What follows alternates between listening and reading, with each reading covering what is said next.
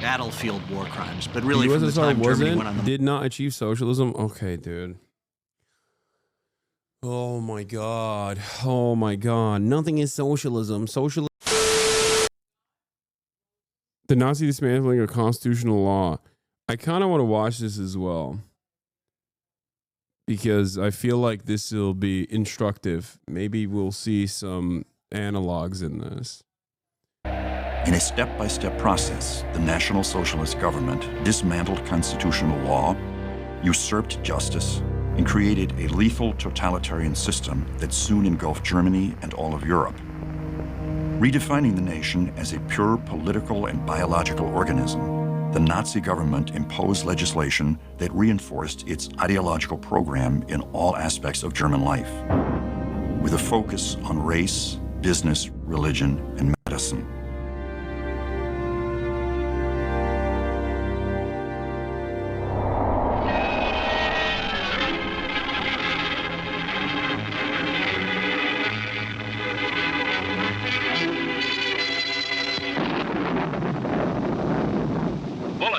Adolf Hitler is dead.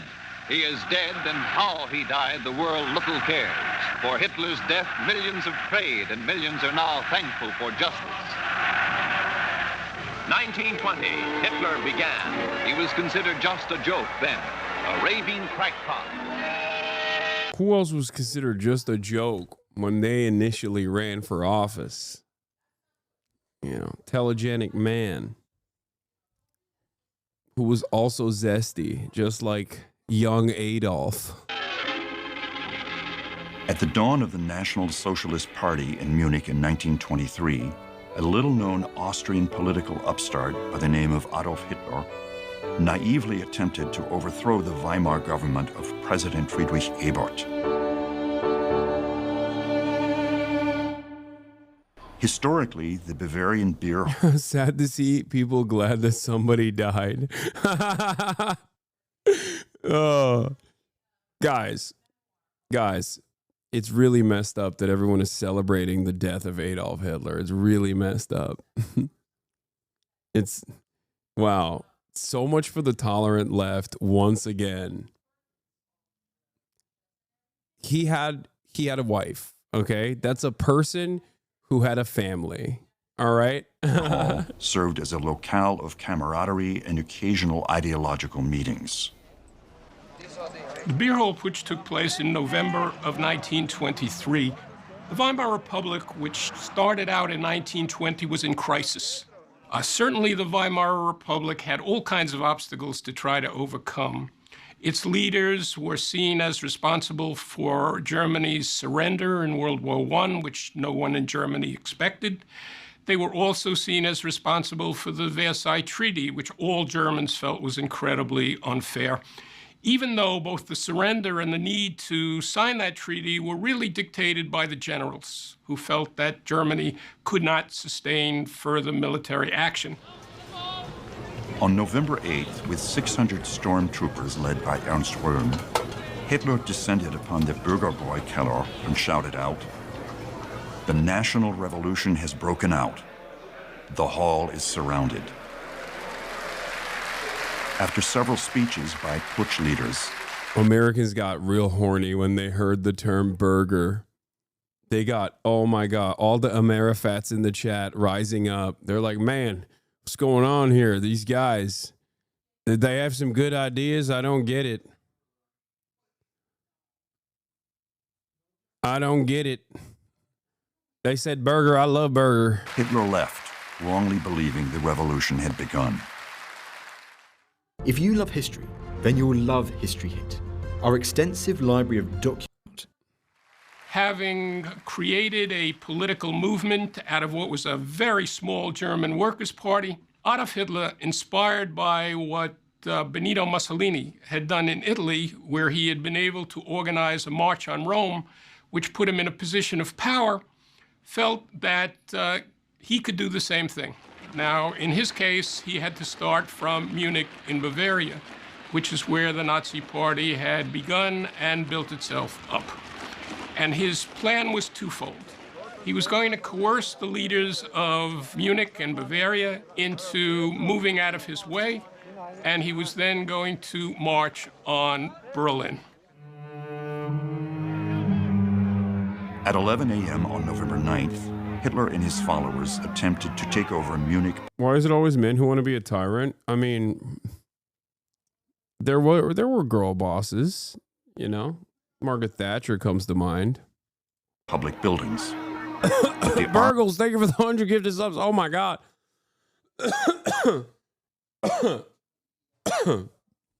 Burgles. We got burgers left and right, dude. Police Everybody. and army, alerted to the Nazi Party's actions, fired upon the marchers.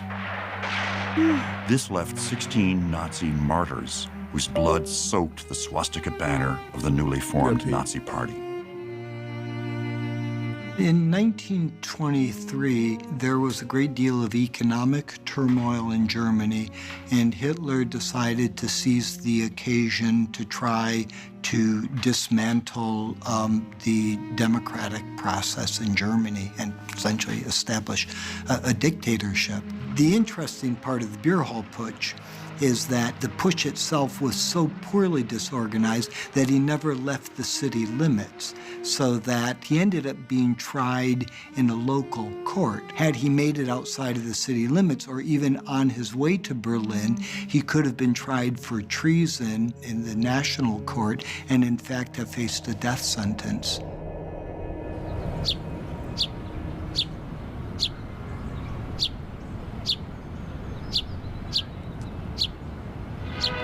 Landsberg Prison, where Hitler wrote his credo of hate during his imprisonment in 1924, following the unsuccessful beer hall putsch.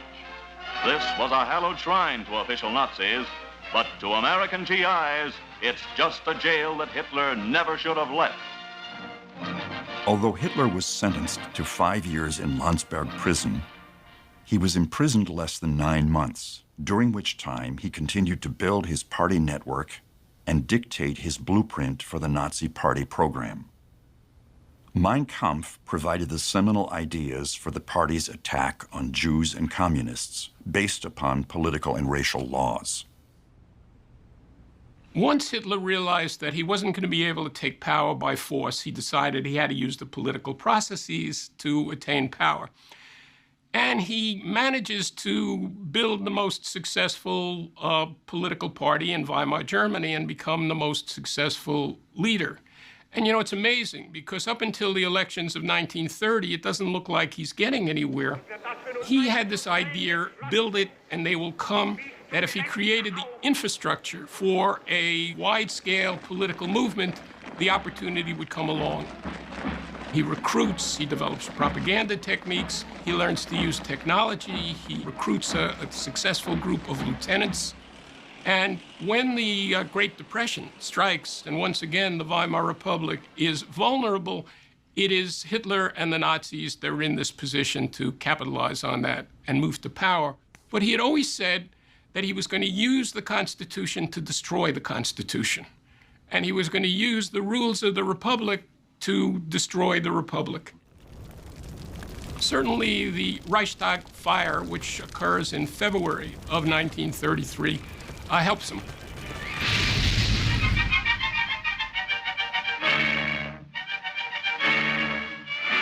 Chamber-wide deputies meet in Berlin Parliament is destroyed as a result of communist plot. Reichstag is gutted by red incendiaries. Here you see the Reichstag, the German House of Parliament in Berlin, which has been seriously destroyed by fire. Notice, dude, come on, I nailed that. I nailed that. The Reichstagsfire was essentially the 9/11 of Germany. Adolf Hitler had been chancellor of the country for less than a month. There were crucial national elections a week away. And suddenly, this very symbol of German democratic process goes up in flames in an arson attack. The Nazis exploited this event to great effect.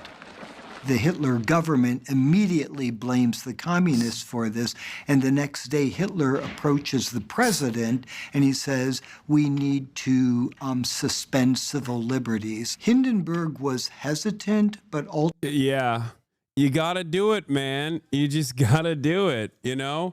Because it's just...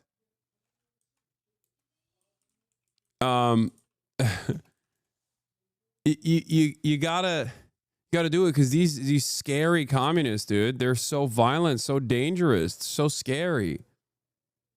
So scary. Ultimately signed, and that essentially was the first major step in the dismantling of the democratic system.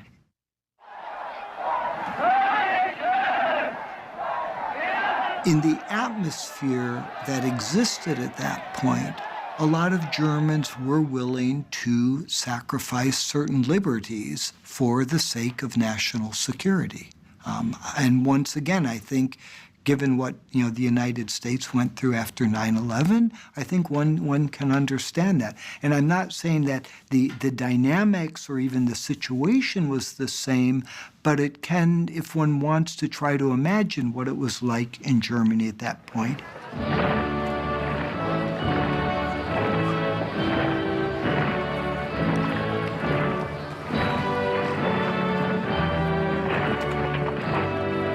Germany changed with the seizure of power in January 33, dramatically, but not immediately. It was actually an extended process that the Germans called the Gleichschaltungsprozess. Huh. So it wasn't like erosion, constitutional erosion. It wasn't overnight. And it seems like there was a lot of liberal capitulation along the way because they were too busy fighting the common enemy. Why is this hard going to them? Yeah, a lot of Tesla lovers over here, a lot of Elon Musk fans over here, just doing my heart goes out to you over and over again, it seems. By labeling the Reichstag fire as a terrorist attack by the communists, Hitler convinced President Paul von Hindenburg to suspend all civil liberties. Hindenburg did not like Hitler. He could not even stand to be in the same room with the man, but the political constellations of things were such that he appointed Hitler as chancellor. Hitler then, along with the other... Okay, this documentary is like... This documentary is kind of wild in the way that it covers this process, because like the entire point that I wanted to arrive at, the entire thing that I wanted to drive home here was this, like him doing this, the capitulation from liberal opposition. And it's really fucking annoying that they just like kind of overlooked that. They just glanced over like, oh, he just hated him, but also he just decided to give him all the power. It is the compromise here that is a problem.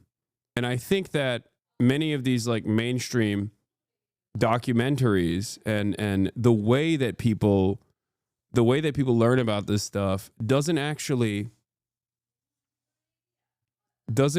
feature this aspect of it. Like, this is just completely secondary, but it plays a formative role.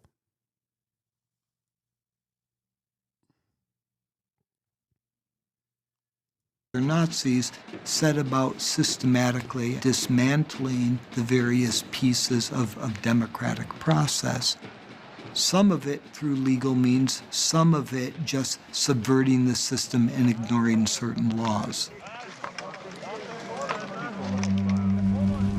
The first major step in overthrowing the justice system occurred with the suspension of all civil liberties and the installation of protective custody, or Schutzhaft.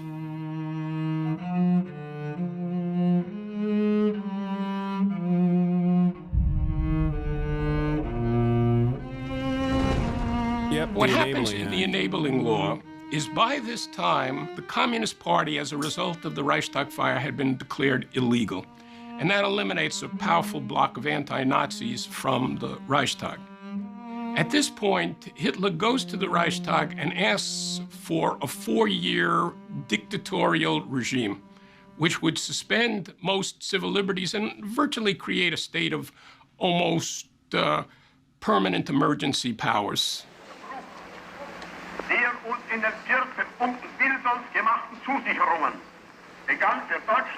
At the Kroll Opera House in March of 1933, Hitler proposed the law for removing the distress of Volk and Reich. To keep the Volk secure, the communist ideological enemies were rounded up and imprisoned. Hier wird ein Gesetz alles Handeln bestimmen. Das Volk lebt nicht für die Wirtschaft und die Wirtschaft existiert nicht für das Kapital, sondern das Kapital dient der Wirtschaft und die Wirtschaft dem Volk.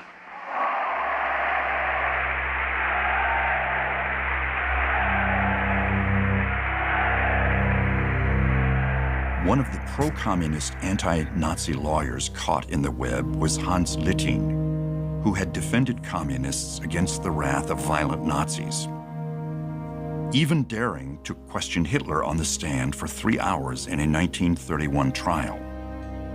Hitler never forgot what he viewed as humiliation at the hands of Littin, and eventually deemed the prominent attorney an enemy of the state.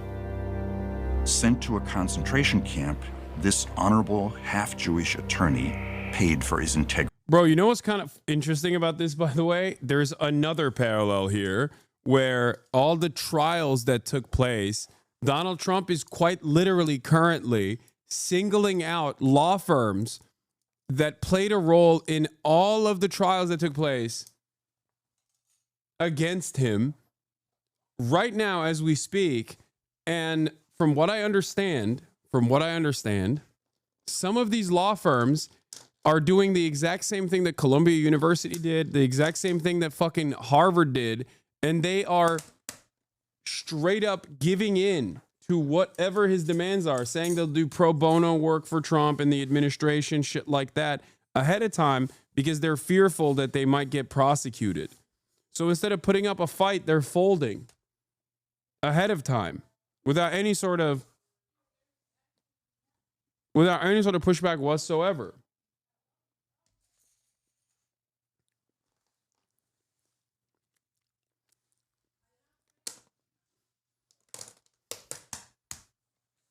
Just like Columbia did, and just like Harvard recently did as well. It's crazy that it's happening in virtually identical terms. And sorry, hold on, let me get this chicken breast in here.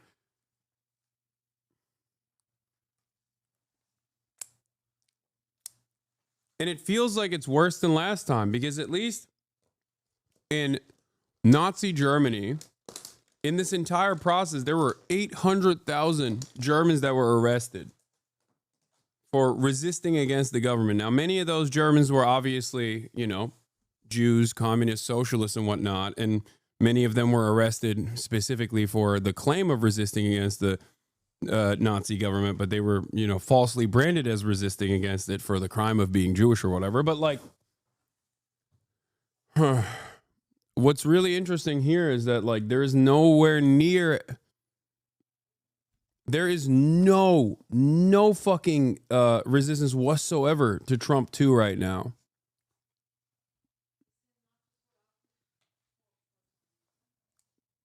It's really horrifying. Integrity. After 5 years of Nazi torture in a concentration camp, Littin committed suicide.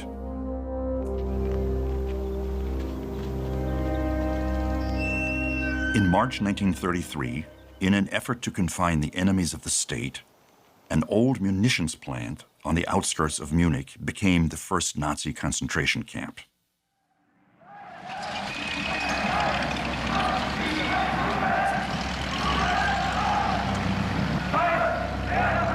After targeting the communists, Hitler turned his attention toward his next enemy, the Jews.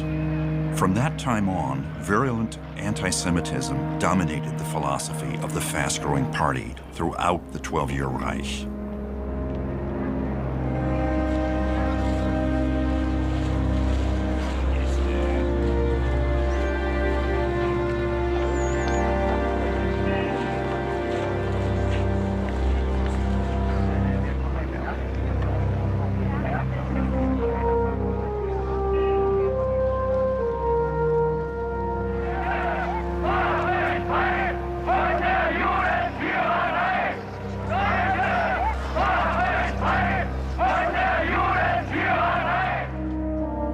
Hitler's 25-point National Socialist Party stressed the importance of segregating Jews from Aryan society and soon led to abrogating all of their legal, civil, and political rights.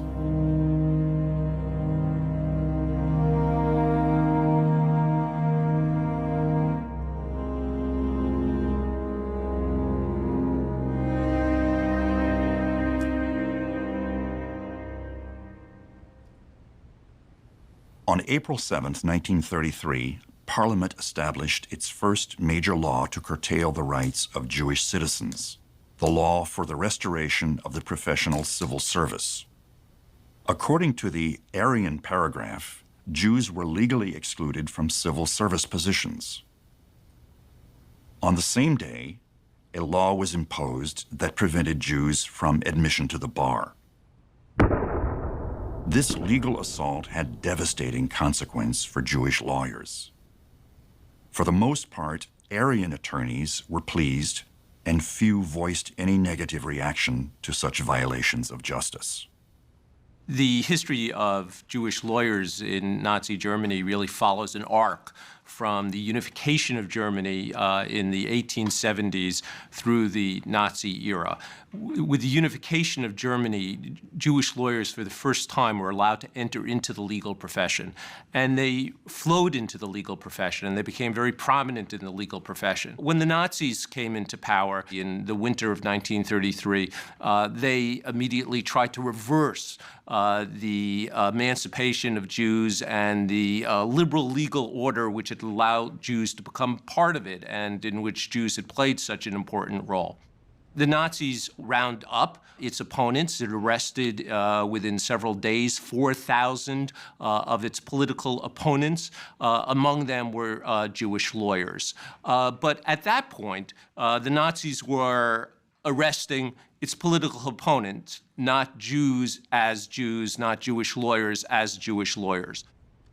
But within several weeks, it became clear that the Nazis were going to target Jewish lawyers as well. There were attacks on courthouses organized by SA thugs who would enter into the courthouses, or would throw out Jewish lawyers, would throw out Jewish judges.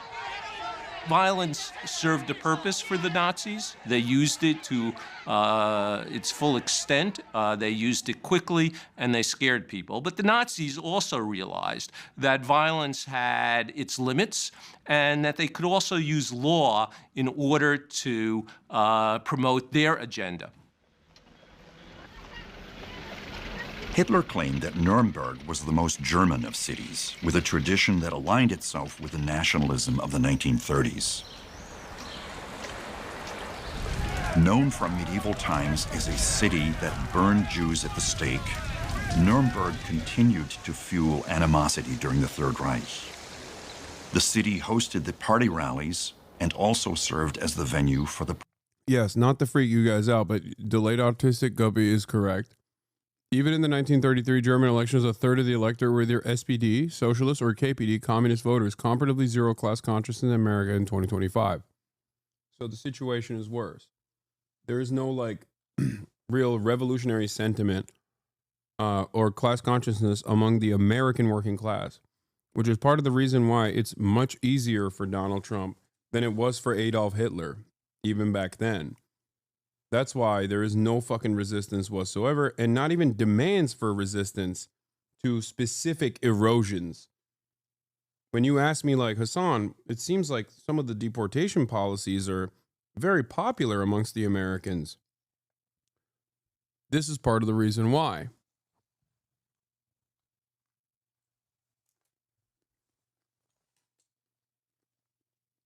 Promulgation of the Nuremberg Laws. Hitler used the 1935 National Socialist Party Congress in Nuremberg to launch these infamous race laws. For Hitler, blood purity ensured the vitality of the 1,000-year Aryan Reich. We're not here yet. So, we haven't gotten here yet. And it won't happen in the exact same ways that it happened in Nazi Germany, where like racial purity and race laws. I don't think that that is like... Fascism requires an outgroup, and the protection of an in-group. The out-group is both simultaneously incredibly powerful and incredibly influential and is constantly dominating and making the in-group vulnerable, but it's also weak and parasitic. It doesn't necessarily have to be on the boundaries of ethnic identity or the boundaries of race either. It can be done on the boundaries of citizenship in the way that this administration is working on. It can be done on the boundaries of religion, but this time maybe not Jews, but instead Muslims. Like, understand that not everything is like a one-to-one. But what is important here is to recognize that there's a restructuring of pre-existing laws and the utilization of the existing institutions to suit your purpose. This is why we always say legality is no substitute for morality, that under in the South, under the Confederacy, before then, slavery was legal. Abolishing slavery was illegal. Freeing slaves was illegal. In Nazi Germany, after these race laws, you will see a whole bunch of insane things are considered legal, and a whole bunch of normal things that you would expect people to do, like sheltering Jews, for example, is considered illegal.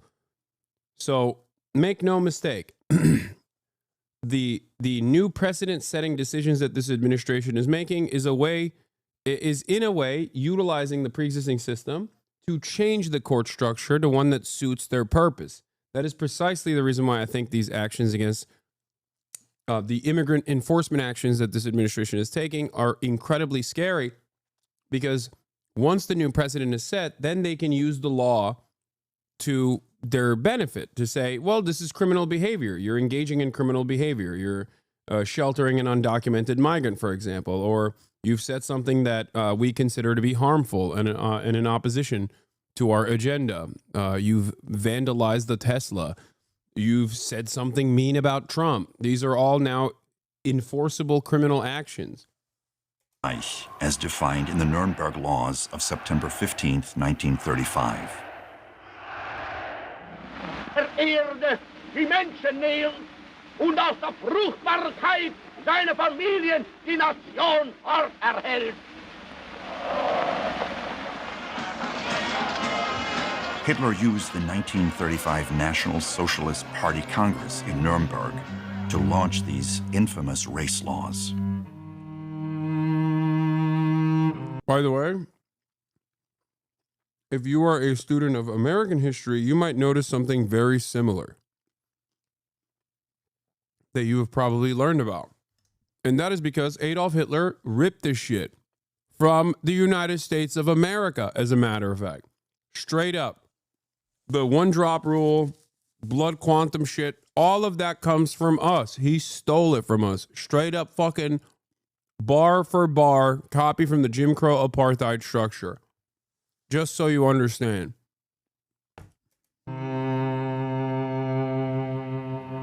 In this way, the government revoked Reich citizenship for Jews and prohibited Jews from marrying or having sexual relations with individuals of German or related blood.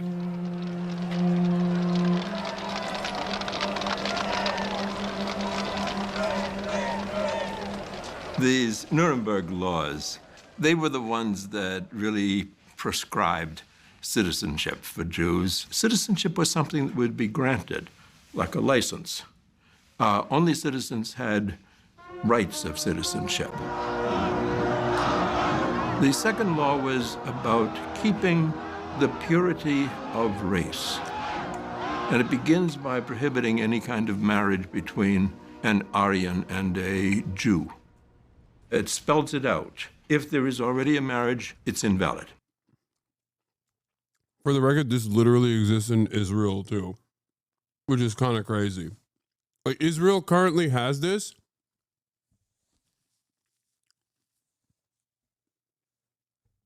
Where you can only lose your Israeli, like, first-class citizenship status as an Israeli Jew if you can only downgrade. You can't upgrade. If you're Palestinian, if you're Muslim, you can't upgrade to, like, full-blown. Only under unique circumstances can you upgrade to a full-blown Israeli citizenship, and even in which case you won't be able to unless you're Jewish. It's technically not illegal for an Israeli Jew to marry a Palestinian living in the West Bank. They can do that. They just can't live together in Israel if they do that.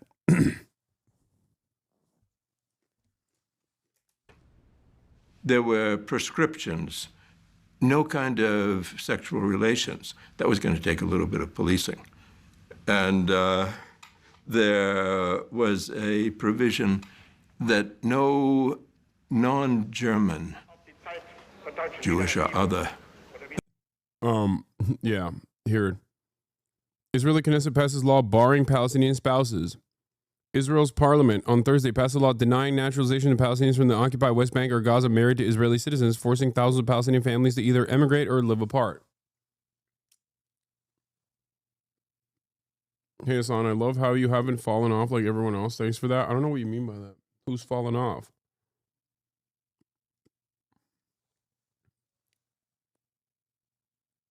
Like that alone, that right there should be instantly. Like if America were to pass a law such as that one, right? That right there is enough for people to be like, okay, this is fucking fascist. But when Israel has done it and has been doing it, no, most moral nation, moral democracy.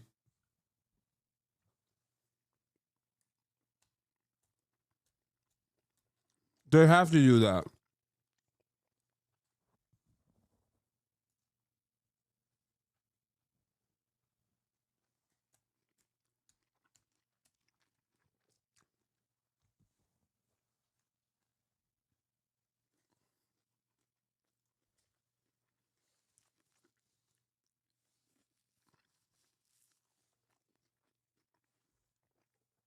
Israeli rules say West Bank visitors must declare love interest. Foreigners must tell the Israeli Defense Ministry if they fall in love with a Palestinian in the occupied West Bank. A female servant could be kept in the house of Aryans under 45. That was going to go into effect a little bit later. The bulk of the law went right into effect the next day. Ist der Versuch der gesetzlichen Regelung eines Problems, das im Falle des abermaligen Scheiterns dann durch Gesetz zur endgültigen Lösung der Nationalsozialistischen Partei übertragen werden müsste. Hinter allen drei Gesetzen steht die Partei und mit ihr und hinter ihr die deutsche Nation. But yeah, going back to the citizen, non-citizen designation. This is why it is incredibly scary when you hear, I don't know, like Asmongold supporters and shit say stuff like, oh, well, non-citizens don't have due process. Non-citizens don't have rights. That is not true. That's wrong. And also, a violation of due process means you're fucking cooked regardless. That means your citizenship is up to whoever the enforcement is and how they feel at any given moment. Because if there's no due process, you can't defend yourself.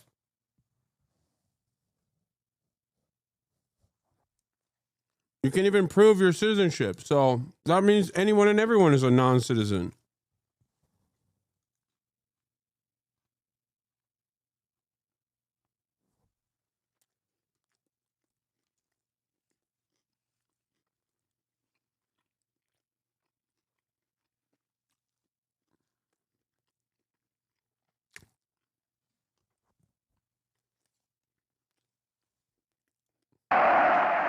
But with these laws, there was so much exclusion. Jews were really being excluded from public life. They had no rights.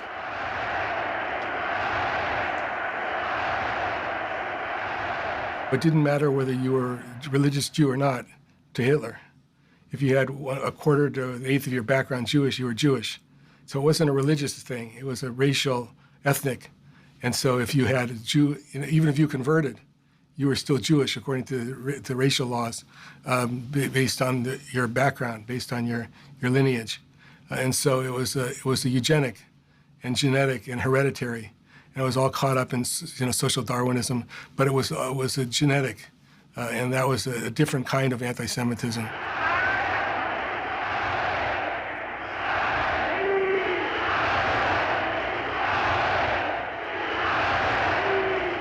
for the record.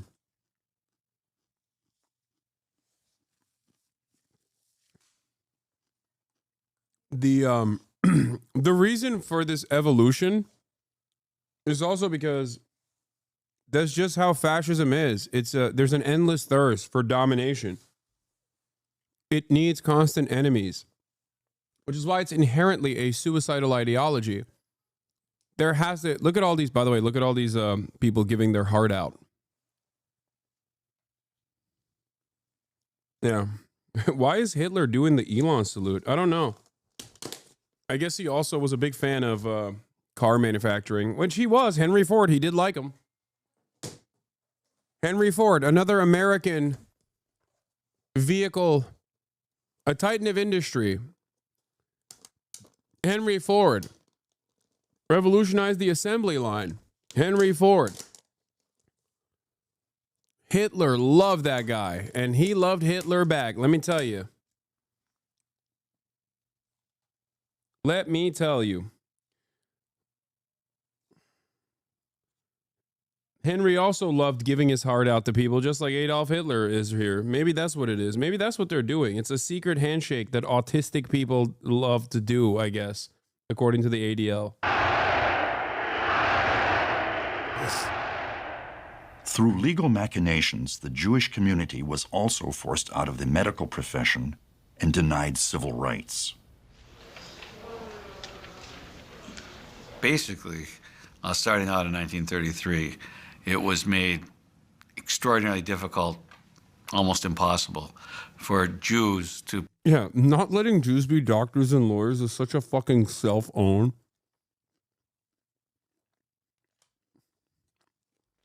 Like, what an L. What is an automatic personal L for you, big dog.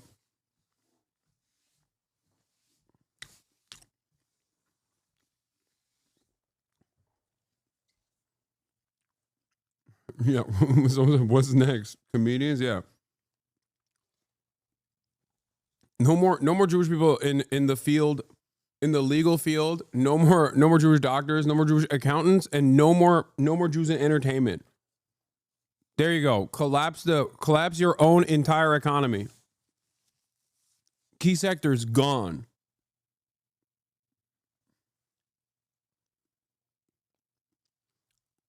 Ironically enough, we are currently doing that, by the way. What the fuck do you think it is when you personally start deporting every random PhD student with a fucking student visa? That's literally what we're doing right now. Every non-citizen, documented or undocumented, needs to be purged. They don't have the same rights. Okay, great. You've just cooked yourself. The brain drain is one of the most significant aspects of American dominance on the global stage. Good job cracking down on that, dumbass. Practice either profession of law or the profession of medicine. They were essentially outlawed from those two professions. And they were a major portion of those professions at the time. So, some people argue that this was an economic move, that the doctors and lawyers were happy to get rid of the Jewish doctors and lawyers. And that was part of it, but that's one reason it was supported so much, that no one really came out against it. But it was really a move to get rid of the Jews. It was a disgrace that the other doctors and lawyers didn't stand up for the Jewish doctors and lawyers, but I think that can be two reasons for that. One was they actually were fine with the Nazi propaganda and racial hygiene and really believed the Jews were infecting the national body of Germany. But economics was not irrelevant. It made those professions much scarcer, therefore they could charge more money, therefore they were more revered. So they had self-interest in that as well.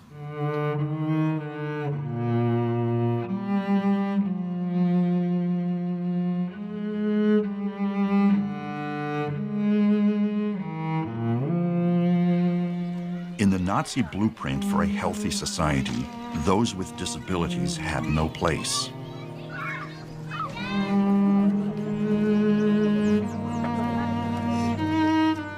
A Berlin memorial today commemorates some 200,000 deemed not worthy of life by Hitler's manipulation of the law.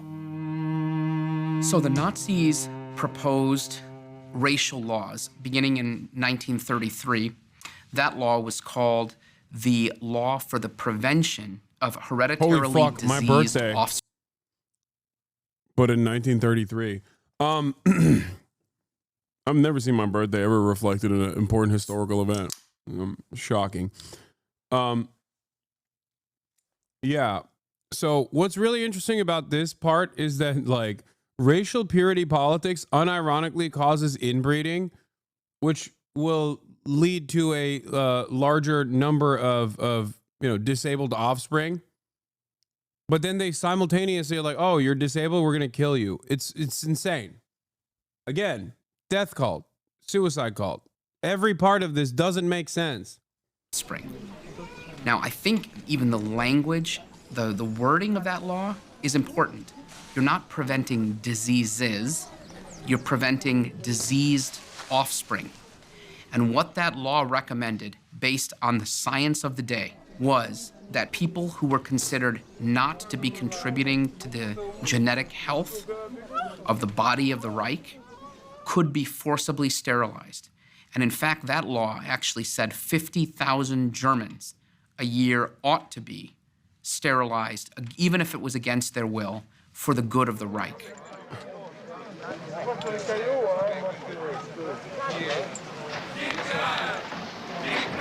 So many Elon supporters, even back then. That's crazy. This guy's got crazy motion, man. This guy's got motion for days.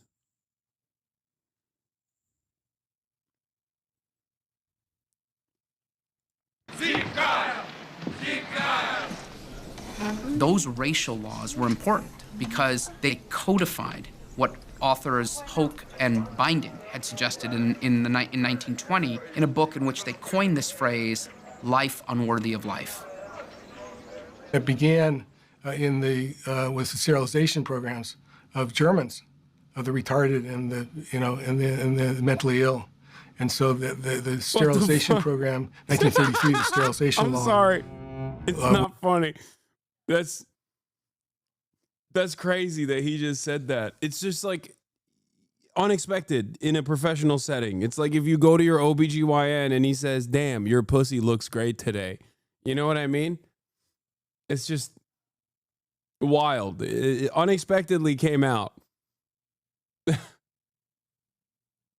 I guess you can say it now, though. You know, Trump brought it back, baby. Comedy is legal now.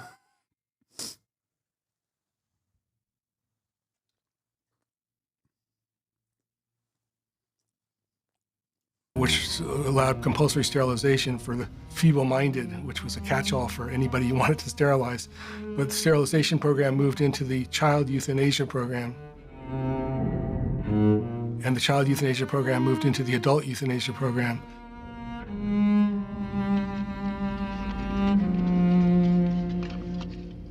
Doctors involved in all of this. There were genetic sterilization courts where 2 physicians and a lawyer sat on the sterilization court. One physician had to be an expert on eugenetics or hereditary, and so they decided almost universally to allow sterilization. But after that, moved on to the euthanasia program, which is a misnomer, by the way. It was a murder. It wasn't euthanasia. These were not terminally ill people. It was just murder.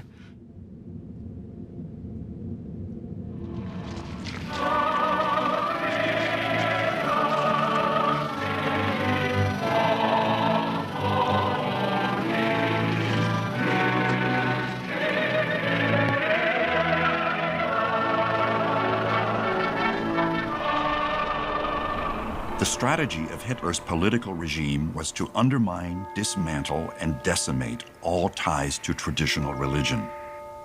The government attempted to have the Volk aspire to a single national Reich Church under Reichsbishop Ludwig Müller. Lieber Herr Reichsbischof, im Namen unseres Führers Adolf Hitler und im Namen der ganzen deutschen Jugend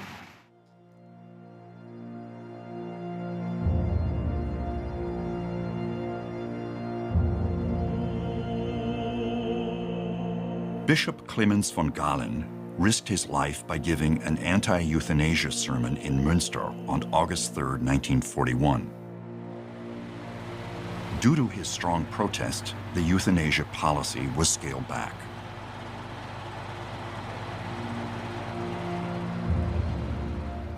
In 1937, the relationship between the church and state in Germany had reached a point where there was great tension, specifically on the freedom of Catholic organizations, the arrest of Catholic clergy, and the situation of Catholic schools and religious education being taught in schools, and the future question of Catholic youth groups and ministry to youth.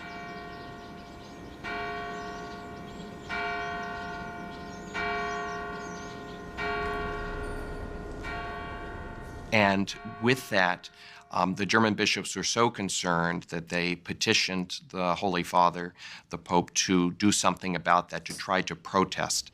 The result, with input from... Not this specifically, but a version of this is ironically the Niemannroller, the fucking first they came for the communists poem is about basically this. It's the erosion of all living standards slowly but surely, as you think that, like, well, the government won't come after me, they're just going after those other guys. Niemöller,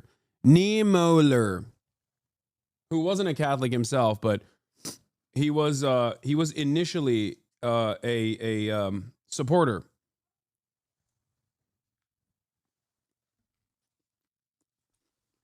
from the German bishops was an encyclical, Mit brennender Sorge, with burning desire, with burning concern, stating that the German Catholic Church was under persecution and that the Reich government was in no way following what it promised to do in the Reich-Vatican Concordat agreement. That statement was actually read on Palm Sunday from the various pulpits throughout Germany. The Gestapo tried to confiscate any of the printed copies throughout. They allowed them to be printed, but then they confiscated them throughout the Reich. But the information and the protest was lodged, and it was heard very clear. The Reich passed the law for the restoration of the professional civil service. And while this did not require the churches to employ only non-Jewish pastors, many in the churches, certainly not all, but many sought to implement that policy in the church. There were antagonistic policies on the part of the Reich towards the churches. So in 1937, the confessing church seminaries, which had been operating for a few years, were closed down. They were declared illegal, so they had to go underground to talk about the Bible, to train people for ministry and these sorts of things. Then in 1939, all of the confessional schools, both Protestant and Catholic, were closed throughout Germany. So there was a very antagonistic approach on the parts of the regime. So when we talk about the persecution of the Christian churches, and in particular the Protestant church, I think it's important to emphasize that the churches were rather aggressively pursued by...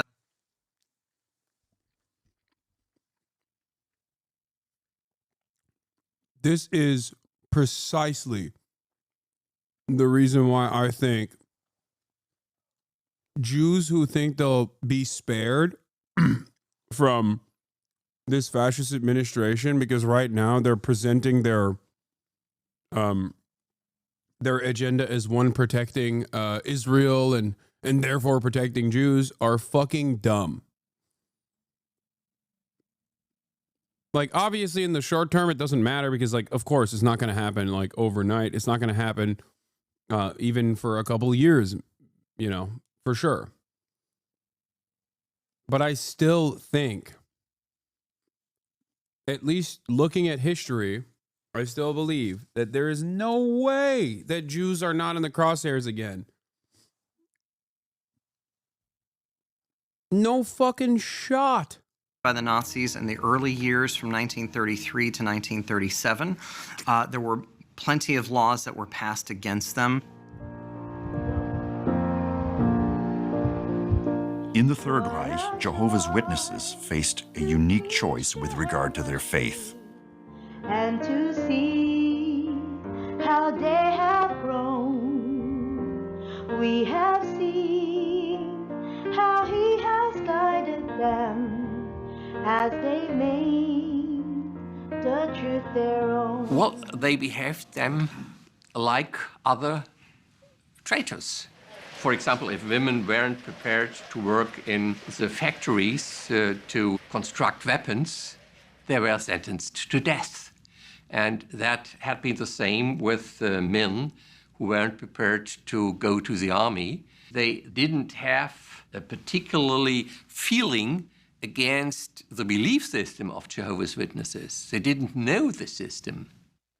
They only had the notion that Jehovah's Witnesses didn't adore the system. They weren't prepared, for example, to do the Hitler greeting, to celebrate Hitler's birthday. It was a great day in National Socialist Germany. And I'm sorry, but when a guy with this accent, historian or not, is talking about what the Nazis believed, it starts ringing alarm bells in my mind. Like, I know. I'm being bigoted. I'm being biased. Yes, everyone loves a Hitler birthday. It was a great day.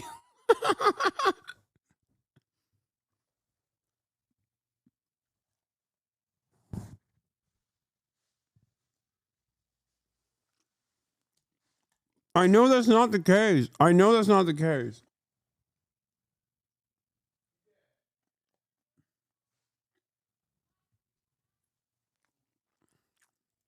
that was sufficient. That was it.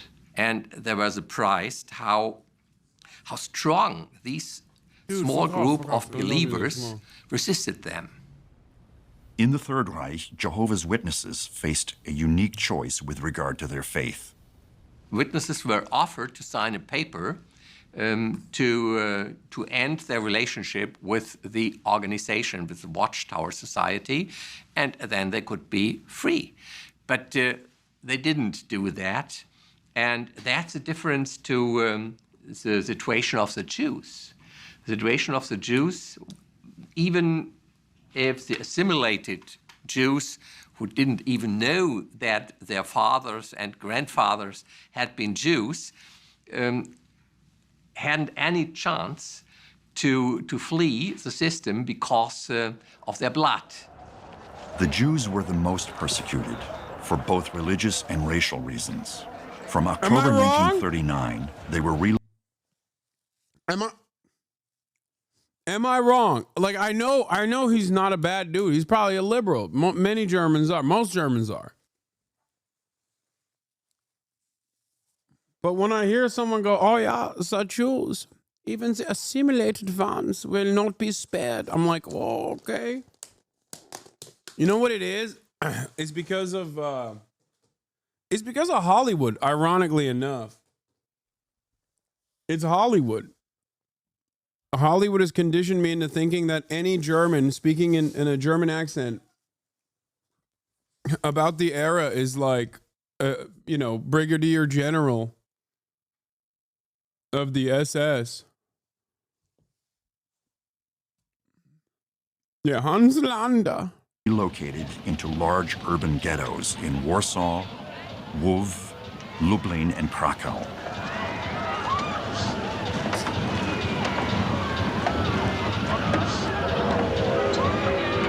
To control these communities with a false sense of law and order, the Nazis established the Judenrat, a Jewish council within each ghetto.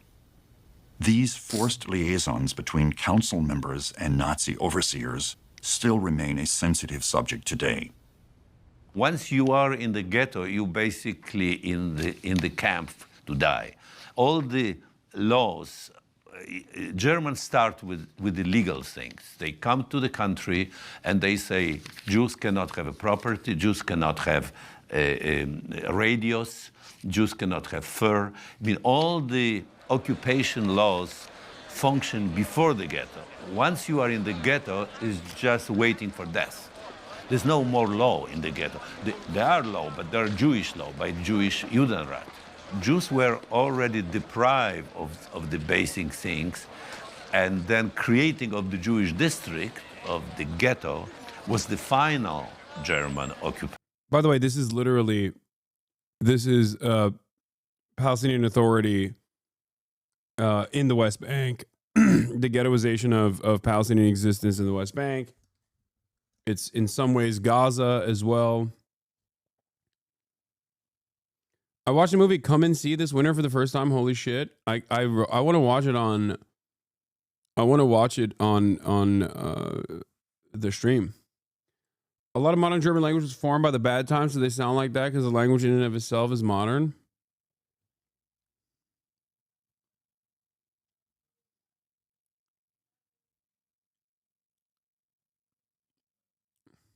Law, which was based, of course, on a big lie, on a hypocrisy, that actually now, where Jews were already second-class citizens, and to protect them from anti-Semitism, from the conflict with the Christian population, apparently it will be better for them if the part of the city will be designated for them, so they can have their own governance. So my father, who was an engineer in woodworking, construction, was working for the needs of the Jewish Council of Judenrat. That is the most controversial question about the Shoah. It's about the Jews collaborating. Some say of their own will, some say that they've been forced to, but they were collaborating with the Nazis. Now, the big question is, which kind of collaboration was it? If it was voluntarily, then of course it's a terrible thing.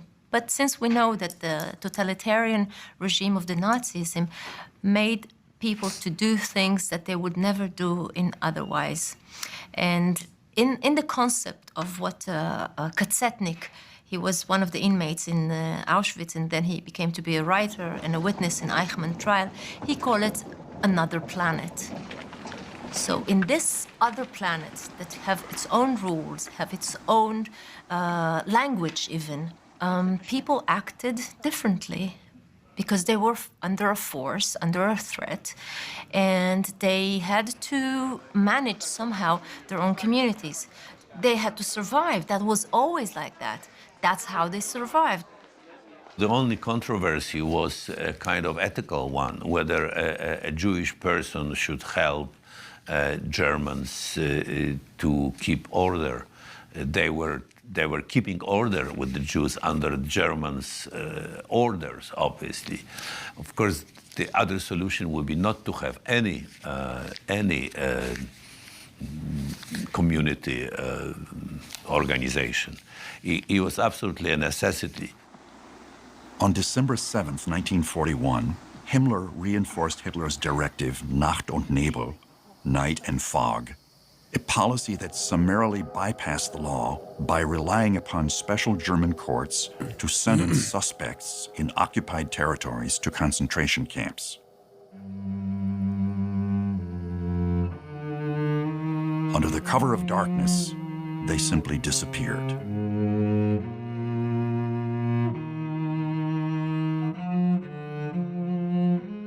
In time of war, treason was punishable by death.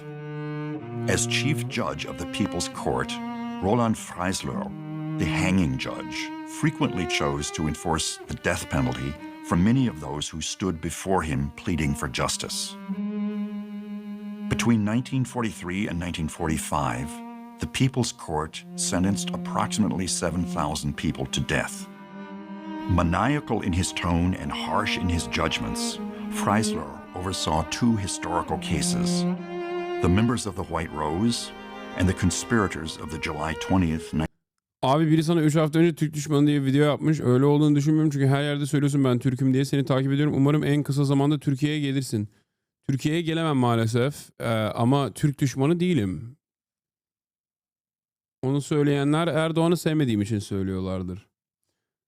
veyahut da onların partisinin eğer faşistlerse veyahut da sağcılarsa onları sevmediğim için, onların ideolojisine karşı olduğum için bana Türk düşmanı diyorlardır. Burada da bana da Amerika düşmanı da diyorlar. Herkesin düşmanıyım amına koyayım. 1944 assassination plot against Hitler.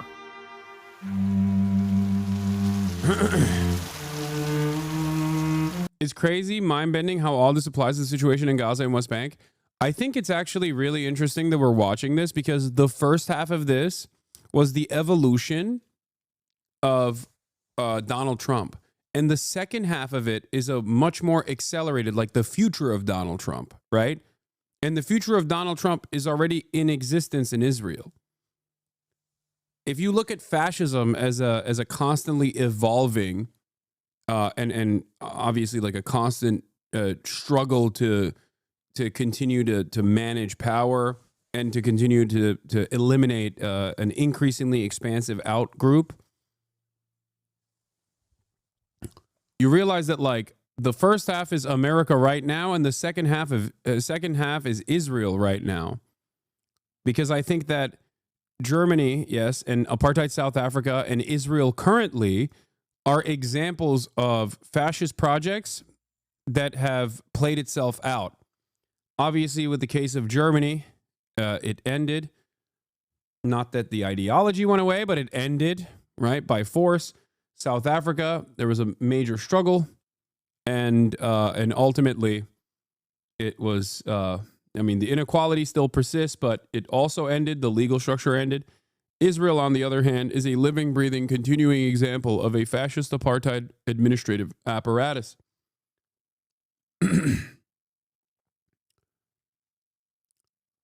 Much to consider here about what to avoid. Because if we're like here, because like I said, we're in the race laws era, like where the courts and the pre-existing laws do not completely suit the purposes of this fascist administration. That is precisely the reason why, as it stands, there's still like a back and forth on the legal battles.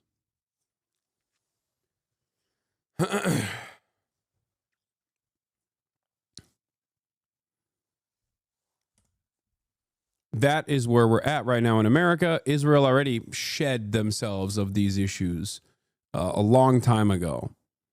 So they have accelerated to the position that we're currently watching right now. You already are in the anti-intellectual era, though, censoring science? No, that actually is a one-to-one verbatim identical thing to Nazi Germany as well.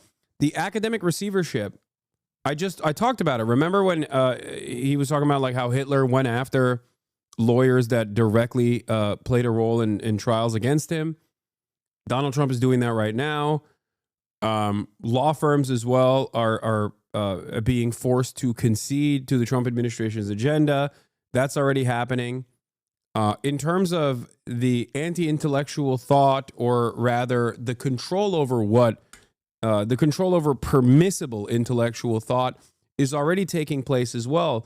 The federal government actively strong-armed Columbia, made an example out of Columbia so that other colleges would follow suit.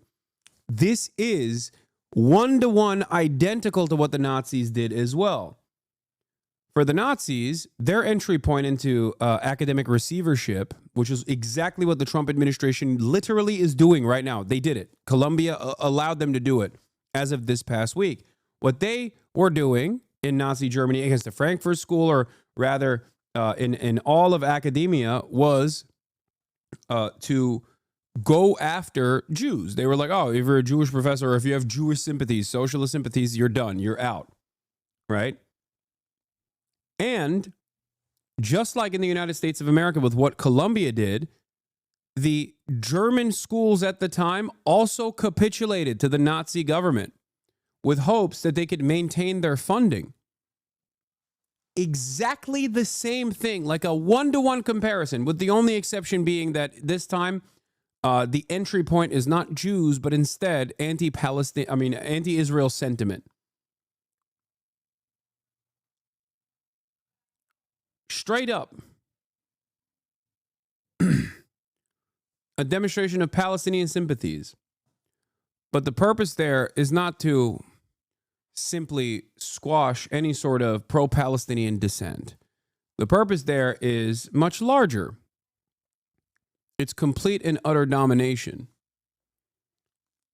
It is to use the anti-Semitism task force as an entry point into eroding all the constitutional protections that are given to every citizen and non-citizen alike. Once they drop due process, and once they drop the non-citizens are not protected by due process or any laws whatsoever, then the crosshairs are on you. Because if you think that like not every single person that was put in concentration camps and killed were Jews, I hope people understand that. Isn't the collective total 15 million with the Roma population, with 6 million of it being Jews, but the remainder being disabled people, gay people? Not 15, is it? I thought it was 15 million total, 6 million of it being Jews. But political dissidents, socialists, communists, trade unionists alike. So understand that while we talk about the Holocaust from the perspective Slavs, that too for sure, any kind of resistance, 800,000 Germans resisted against Nazi Germany, like a lot of people. The reason why I'm mentioning this is not to like undermine the crosshairs placed upon Jews, right? The reason why I'm mentioning this is because Jews in Nazi Germany were a vulnerable population that you could draw a lot of public support if you dunked on them. In the same way that undocumented migrants in the United States of America right now are a vulnerable population. Or with respect to documented non-citizens, a great way to reset constitutional protections is by going after groups that, like, powerful organizations with institutional prominence have always wanted to go after. It's a way to open the door. Because once you open that door, once you rewrite the precedent, you can use the courts to your advantage.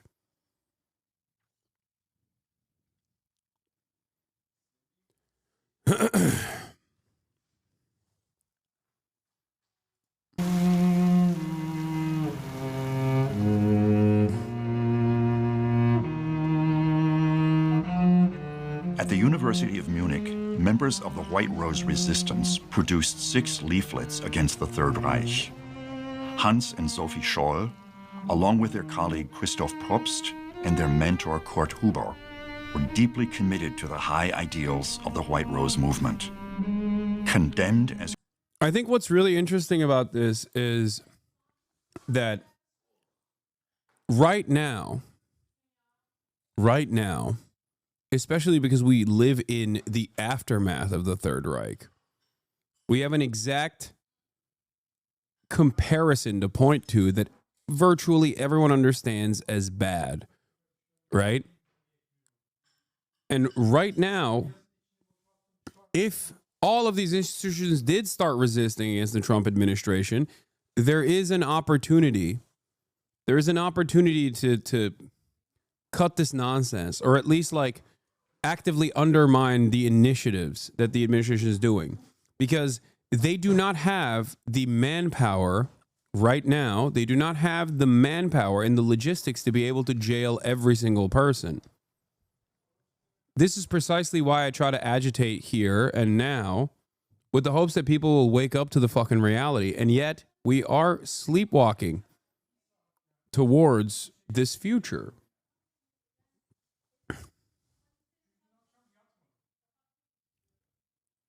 That's what's so terrifying about this, is that this is perhaps one of the last instances where where the complete collapse of American democracy and these institutions, even if it was always just in theory, this is genuinely the last moment before the fascist project is completed, which is why I'm extra angry at the Democrats in this moment for not recognizing that that is what's going on. People will say I'm being hyperbolic. I hope they're right. I hope I'm just simply exaggerating. Conspirators against the government, they were sentenced to death for treason during wartime.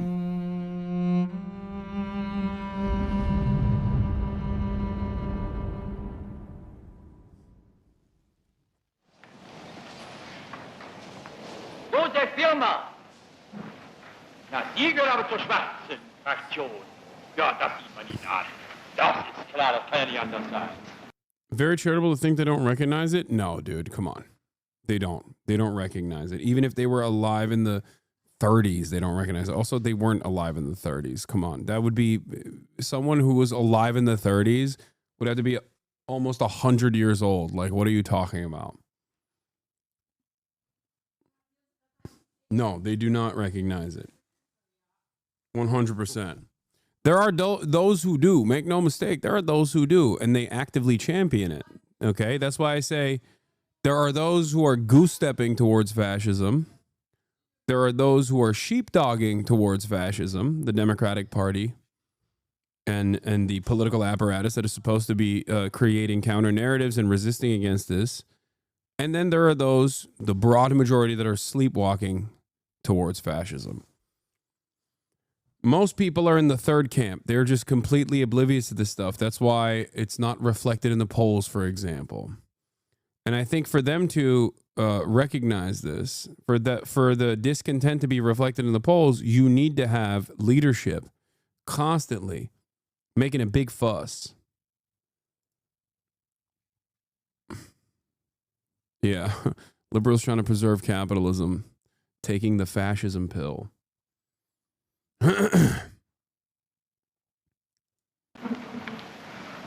Ja, ulkig. Wie wichtig wohl das Amt des Zivilanwalts da gewesen sein muss, das Sie gehabt haben, dass Sie nicht mal Anwalt, nicht mal Soldat geworden sind mit dem Alter. Und dann von da sind Sie dienstverpflichtet worden. Das spricht ja auch für Ihre Haltung, dass Sie erst gewartet haben, bis man Sie dienstverpflichtete. Feines Früchtchen. They're cooking him. He waited until he was required to perform service, and he didn't. And he didn't entertain it before he had to do service. Sie haben gewartet, bis man die Dienstverpflichteten. Und zwar, wo sind Sie hingegangen? Своим голову, гвардейцы! Огонь! If you go to the Vogelsang Monument here in Germany, you'll find in the museum a handout written by students that was a very critical about Hitler in a super clinical tone. Reading through this, pretty much every sentence would get you in trouble back then. It is crazy when you go through there and witness the fascist evolution, how many similarities you can draw to America now. Yeah.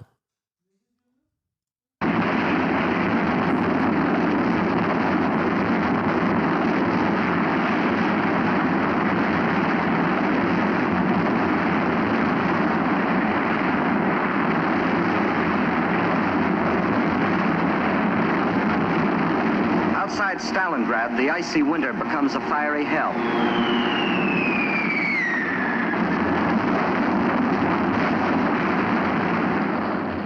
Stories about the atrocities committed by the Nazis began to leak out of Europe, primarily in 1942 and 1943. We actually have documentation. What happened? How did they leak out? How did people start realizing the severity of the atrocities? There was an army that started liberating the camps coming in from the eastern flank, you know? Yeah, they were in the group chat. from the British in particular, in which British officials are already talking about death camps, places where Jews in particular were being murdered. Bro, Americans are so fucking allergic, dude. I swear to God. Americans are so goddamn allergic. Murdered by the hundreds of thousands by poison gas. You can find references to this in government documents from the British already in late 1942, early 1943. So there was a level of awareness already of the scale and the immensity of the crimes being perpetrated. Of course, in 1943 then, Battle of Stalingrad, early 43, Battle of Stalingrad is one of the major turning points. It really looks... I guess it's technically in 1942. He's talking about like intelligence coming out. This point forward, after the defeat of the Sixth Army, I pulled the trigger that too fast. Nazi Germany's days were numbered. This was Kyle and Kessel with a vengeance, but the Nazis were getting Kesseled instead of the Russians. And on February the 2nd, 1943, after 162 days of the heaviest fighting in the history of warfare, the last shot was fired. Yeah, am I crazy or did they not? This is 40 minutes of like talking about Nazi Germany with very little mention of like this is the first time they talked about the USSR a little bit. Anyone in the chat saying W. Stalin is mentally ill? Really? You think he wasn't a W. Andy at this moment? This is like the biggest W of all time. The fuck? Yeah, no, man. I think liberating the concentration camps was a pretty big W moment for Stalin. And it's not just Stalin either. It was like it was it was a W for all of those who resisted the Nazi oppression.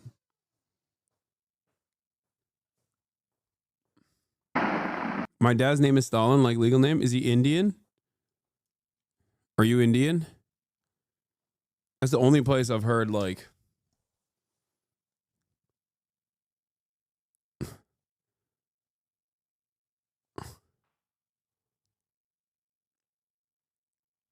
maybe no, he's from Ghana. That's awesome.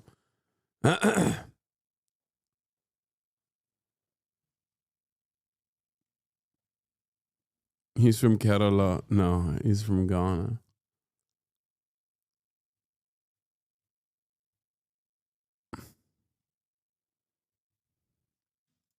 Peace came to Stalingrad. In the shadow... Homie had gulags, basically concentration camp.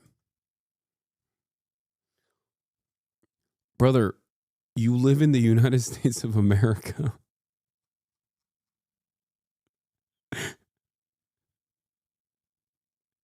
What do you think slavery being totally legal as a method of punishment is? What the fuck do you think happens in American prisons, dude? It's the same shit. This isn't to say that like gulags are fine, okay? It's just that, you know, understand that just because we call it prisons and we called their structure gulag, doesn't change that it's like a different thing. It's the same fucking thing.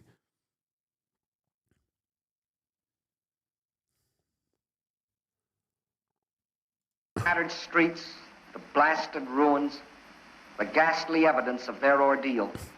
The defenders of the city greet the rescuing army of the dawn.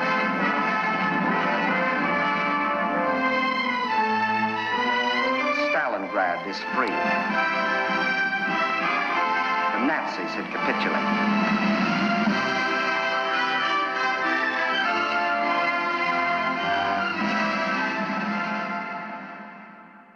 General Eisenhower informs me. Isn't there a difference how much due process is there? Listen, for the record, this isn't to say that like you didn't get sent to the fucking work camps for good reason. I'm not saying that at all. But we just uncovered an entire 40-minute documentary worth of this is how things are made legal. Like, you know, you can still have due process. in the American prison system and still have it be utterly unjustifiable. That the forces of Germany have surrendered to the United Nations. The flags of freedom fly all over Europe. For this victory, we join in offering our thanks to the providence which has guided and sustained us through the dark days of adversity. You see the Allies now beginning to think in terms of what they're going to do. One of the most shocking stats of the Battle of Stalingrad is that more Soviets died in it than all Americans in all of World War II. If you count German plus civilian deaths, it was more dead than all of the U.S. deaths in all U.S. wars combined. Absolute carnage of a battle. Yeah. That's why I'm not going to fucking sit here and be like, oh my God. I can't believe you're saying W Stalin. It's like, yeah, dude, this was a fucking fat W, okay? Those people didn't die for no reason. It kind of feels like they did now because, like, Nazism and fascism as an ideology has made quite the fashionable return due to the dedication of the American administration instantly after World War II as well. But,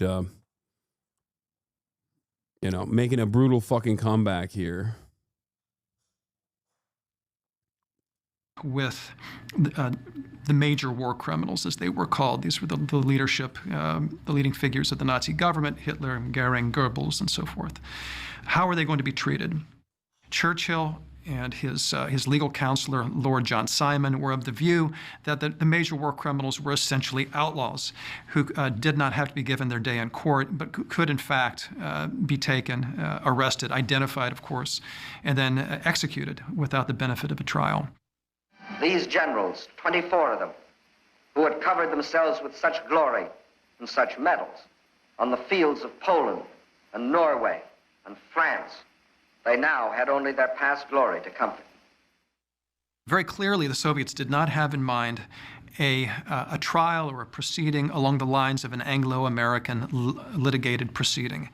They had in mind instead a show trial, not unlike the Stalinist show trials of the 1930s, in which Stalin was able to identify his alleged enemies, charge them with various imaginary crimes. I think American historians should be barred from speaking on documentaries. I think it should be illegal. No, I'm done. You should just not, because this guy comes in and literally undermines everything, okay? He just came in, and in like 3 fucking minutes, he's like, well, you know, the non-barbaric Anglo-American trials were totally better than the fucking sham trials that Stalin did towards who, by the way? His enemies. Show trials against his enemies, dude. No reactionary elements, no counter-revolutionary elements, no fucking fascists there, you know? And secure their conviction and then have them executed in the 1930s. This is the proceeding which they wanted to impose upon the major war criminals. The Soviet foreign minister, Molotov, had already talked with the Allies on behalf of the Soviet government and tried to persuade them that the best way to deal with the major war criminals was by means of a special international tribunal.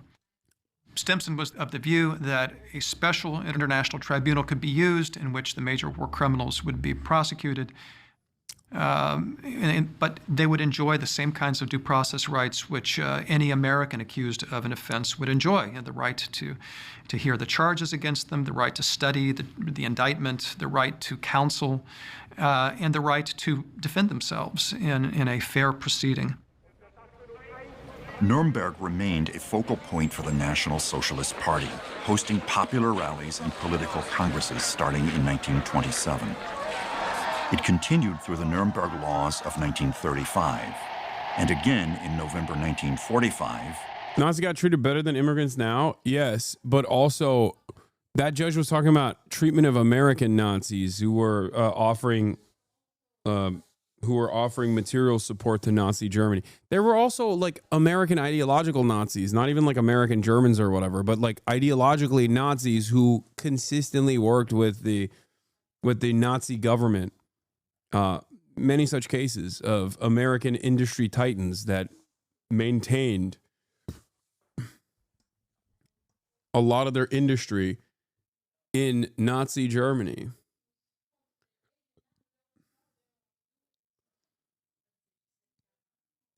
The focus was on Nuremberg, as the city became the seat of the International Military Tribunal to address war crimes and crimes against humanity.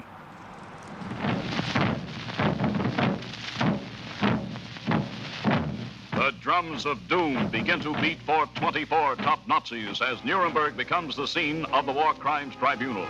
Do you think Republicans will try and ban guns? No, dude. Why would they?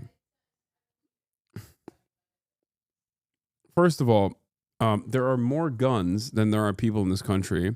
And a lot of them are in the hands of like arsenal owners, and virtually all, like if you look at gun ownership, ideologically, if you look at gun ownership, they're either libs or they're fucking already loyal servants. Like they will participate in the brown shirts militia movements, and some of them do. That's why I always laugh whenever motherfuckers say like, yo, America couldn't be overturned as easy because everyone's armed to the gills, you know? My Second Amendment is there to protect the First. It's like, okay, I don't see you using your Second Amendment right now, bitch. Fuck you mean to protect the First? Yeah, these guys they just wanted to have, you know, their toys. That's it. They're murder toys. It has nothing to do with like standing up against a tyrannical dictatorship. I don't see nobody standing up right now. Among the ruins of this former shrine of Nazism, an ordinary jail houses its former big shots. Each has a solitary cell and is forbidden to talk during exercise. Under indictment are Opera-Sites Inquart, former Gauleiter of Holland. Yeah, the only time we've gotten like serious rollbacks with restrictions, gun regulations, is when black resistance groups, revolutionary black groups, have participated in what they previously thought was their right to demonstrate with arms. You know, famously, the Reagan case comes to mind when the Black Panthers marched on the California Capitol with their arms, and then shortly after, they were like, yeah, you can't do that anymore, actually. Striker, fanatical anti-Semit. Rudolf Hess, one-time adjutant of Hitler. And Hermann Goering. Rudolf Hess, also known as the guy who is in White Lotus Season 3. I can't get over that, dude. I can't get over the guy who fucking acted his goddamn face off in Zone of Interest is the German guy who's like the general manager of White Lotus Season 3, the hotel in Thailand. No spoilers? Aha, it's not a spoiler. The fuck are you talking about? It's not a spoiler. He's in the first episode. What?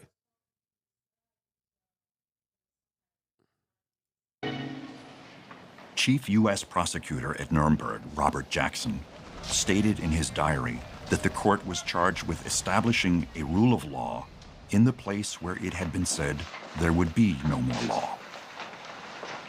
What is the advantage of conspiracy?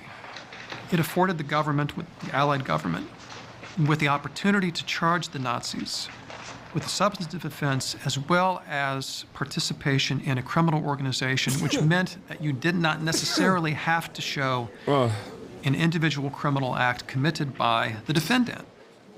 What's interesting about conspiracy, again, is that it connects all of the individual charges against the Nazis. So in addition to charging with the Nazis with war crimes or with crimes against peace or crimes against humanity, they are also charged with conspiracy to commit crimes against peace, conspiracy to commit crimes against humanity, and conspiracy to commit war crimes. So yeah, conspiracy, again, this notion of a criminal organization, the criminal plan to conquer the world, that was the foundation that underlay the entire case, especially on the American side.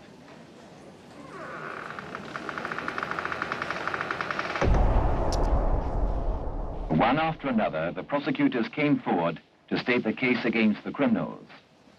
The first to speak was Robert Jackson. In the prisoner's dock sit 20 odd broken men, reproached by the humiliation of those they have led, almost as bitterly as by the desolation of those they have attacked. Their personal capacity for evil is forever past. It is hard now to perceive in these miserable men as captives the power by which, as Nazi leaders, they once dominated much of the world and terrified most of it. We will show them. Oh, Rudolf Hess and Rudolf Hess. My mistake. They were talking about Rudolf Hess, Deputy Führer, who tried to make a peace with Britain. Sorry, I was wrong. To be about the different Rudolf. Symbols of racial hatred, of terrorism and violence, and of the arrogance and cruelty of power. The Allies really learned of Nazi war crimes when the Nazis embarked on aggressive war. The core theory of... This is legalistic circle jerking. Yeah, left half of them get away because they were of value. You hung a few, and the remaining starting running orgs and other NGOs. All the same time, you would have North Korea where 2 million were killed. Vietnam and Laos up to 7 mil. 2 million in Algeria. Nobody cared about those European powers for doing what they did, let alone in Belgium and Congo, etc. The West will always be hypocrites. Yes. Yes. The power of white supremacist, Western supremacist attitude, Western chauvinism and white supremacy is an incredibly powerful glue that holds everything together. Whether people recognize it or not does not matter. Yeah.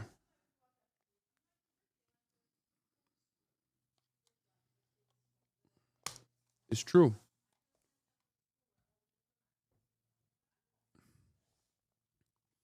Western powers, I think,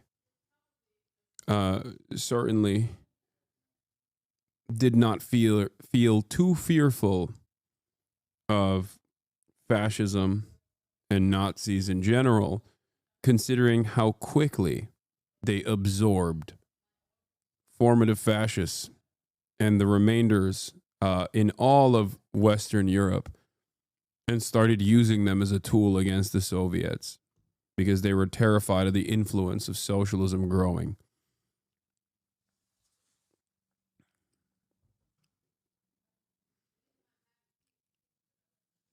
I think sham trials and hyper paranoia aside, you should have sicked Stalin on the rest of the Nazi leadership, I think. Maybe that's just me. Sure. A little bit of a madman, but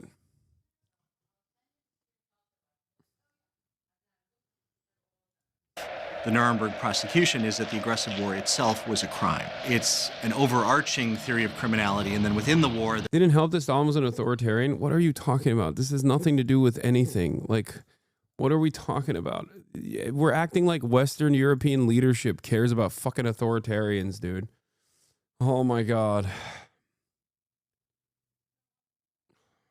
Please stop. This is liberal nonsense, okay? It's fucking liberal nonsense.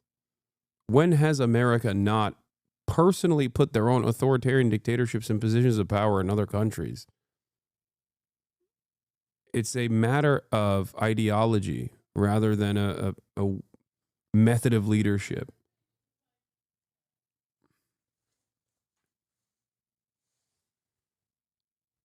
Yeah, they let Franco do his thing.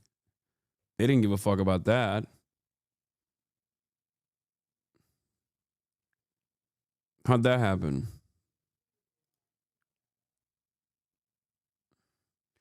Why do you consistently advocate for Stalin? His actions, because we're talking about the one era where he's like categorically in the right. That's it. Like, that's it. This is the time frame where he is categorically correct. Okay? Straight up. It's the same reason behind why I'm not going to give Churchill too much smoke either. Like, if we're talking about Gallipoli, that's a different subject matter. But if we're talking about World War II, acting like Churchill was not categorically correct is delusional. Yeah, he also implemented famines. You know, not a good dude in general. But if we're talking within the framework of World War II, he was on the right side. It's that simple.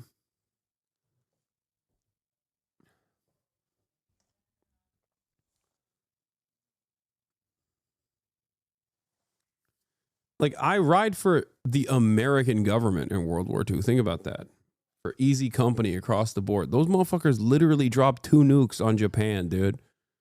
They firebombed the shit out of Japan and then dropped 2 nukes. And then still to this day say, well, you know, it would have been much worse if we kept firebombing. You know, a lot more people would have died if we just kept firebombing.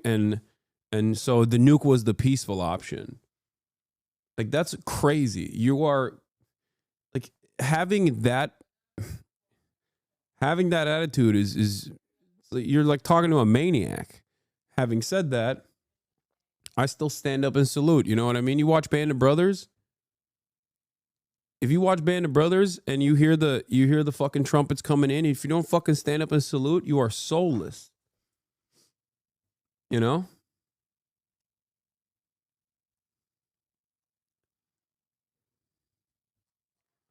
Hell yeah, baby.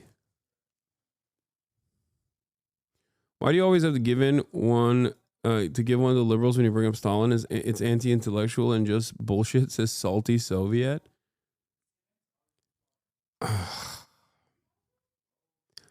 It's okay to recognize that the USSR was a living, breathing, existing socialist project. Okay? It's okay to recognize that, and it's okay to recognize that there were obviously issues as well. You can either analyze the material conditions that led to many issues, or I guess you can assume the liberal position, which is Stalin is a bad guy across the board. Stalin is a bad dude across the board. Why are you handing it to him? So in the process of me quite literally explaining to liberals why he was 100% worthy of the praise and W here, you're duking it out with me in a moment where if you are super pro Stalin unconditionally, I don't know if you are or not, you shouldn't be fucking yelling at me in this situation.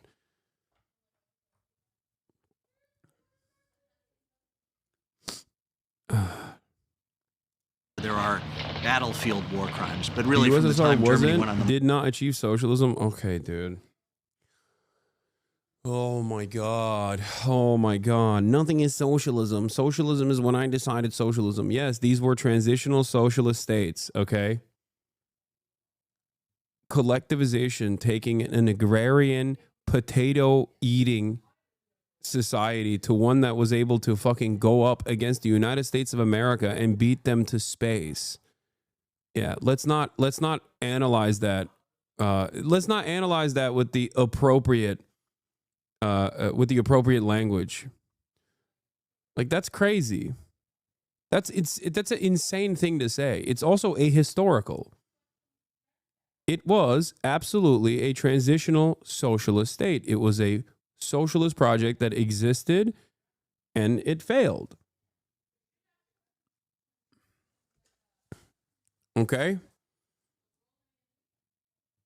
I think a lot of people delude themselves into thinking that these existing socialist nation states or transitional socialist states are supposed to be perfect, as though it's supposed to be politics is supposed to be conducted through hugs, kisses, and tickle parties. There's never been a moment. The entire purpose of politics is a constant struggle between different forces on resources, distribution of wealth, resources, power. Power is violence. Who gets to do it? Who gets to be the victim of it? That's it. There's never been a moment in history where violence in either structural forms or in individualized forms or in direct forms or state versus state violence. Like there's never been a moment where that has not existed.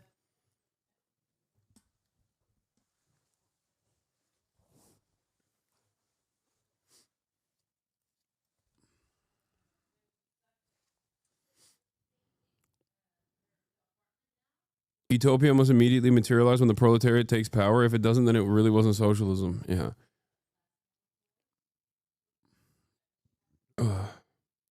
How can a state be socialist if the workers are poorer than in the USA? Dude, that's so funny. That's a really good take, man. Thank you.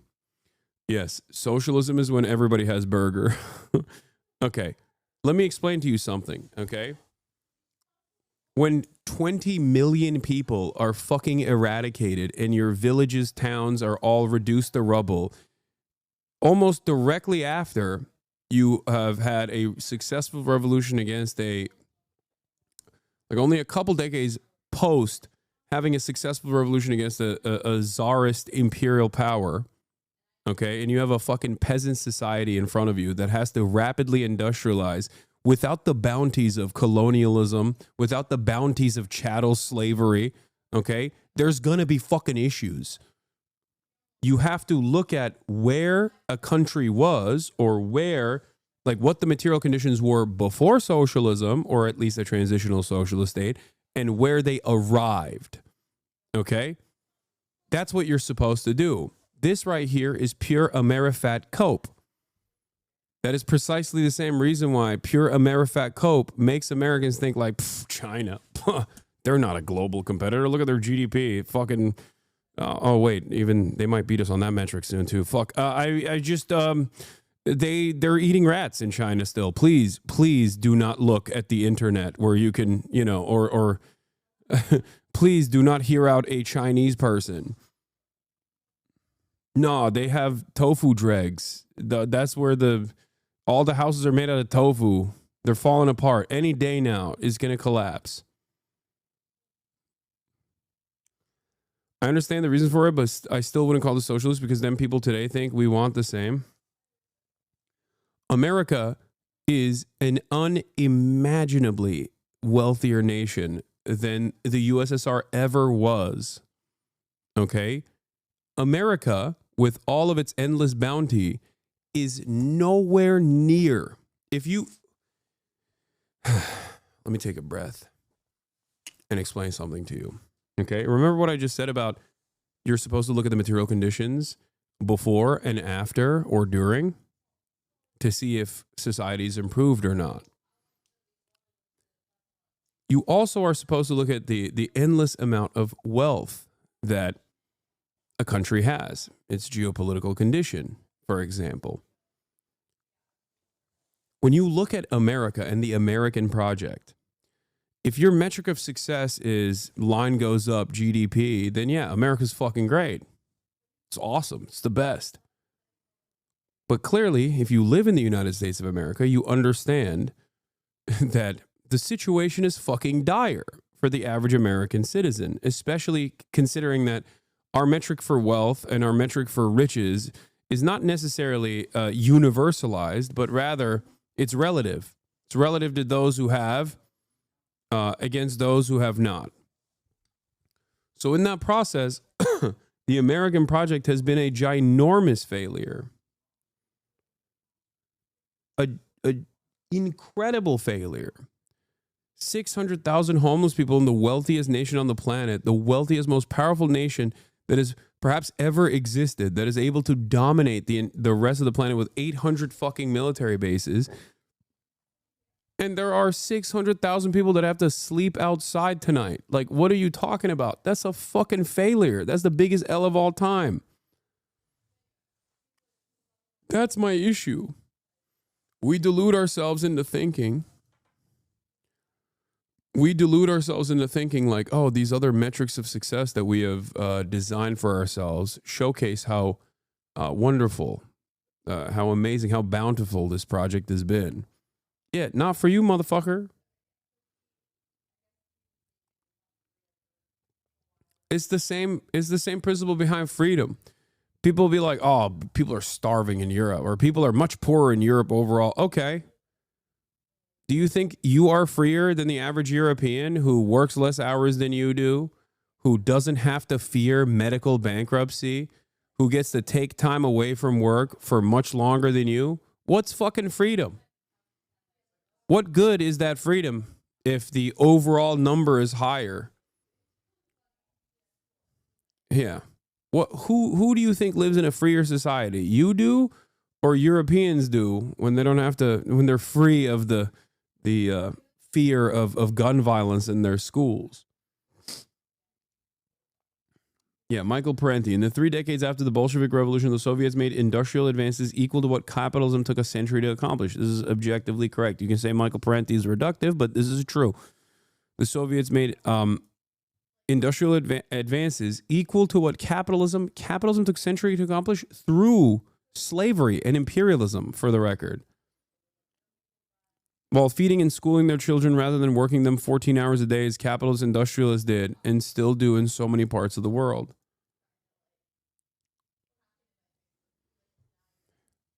To remind the chat, the wealth distribution prior to the 1917 Russian Revolution was close to 99-1, as in the noble class held 99% of all wealth in Russia. The fact that the USSR modernized and became a legitimate competitor to the US is nothing short of a miracle. Exactly. I look, it's fine. It's perfectly understandable to criticize Stalin, as is perfectly understandable to criticize every leader, both historical and in modern society. But to deny the unimaginable advancements that the USSR was able to accomplish, given its starting point, is psychotic. It's ahistorical. It's ridiculous. It's liberal cope. It's pure Western chauvinist liberal cope. And it's the exact same kind of liberal cope that makes many Americans deny the reality of China. It's just like if you close your eyes to it and constantly envision that these are fucking scary, barbaric monsters that don't know what the fuck they're doing, maybe it'll become real one day. It's such an undeniable reality that even neoliberals like Ezra Klein recognize it. Ezra Klein in his book openly mentions China was able to lay down thousands of miles of high-speed rail in the time frame that California couldn't even put down 10 miles, dude. China was able to create a fucking complex network of high-speed rail all across this massive country. It's like almost the size of a goddamn continent in the same time frame that America couldn't even fucking put down a couple lines of high-speed rail. California also, exactly, is the 5th largest economy in the world, by the way. How the fuck? California as a state alone is the 5th largest economy in the world. Tell me how the fuck that's possible. Whoa, there, you're flying off the handle. You don't need to overreact like that. What? I haven't said anything.